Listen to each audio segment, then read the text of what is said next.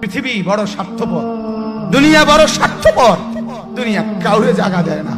দুনিয়া কত ক্ষমতাধরকে মাটির নিচে ফেলায় দিছে, দুনিয়া কত সম্পদ আলাকে মাটির নিচে ফেলে দিছে, দুনিয়া কত সুন্দরী নারীকে মাটির নিচে ফেলায় দিছে।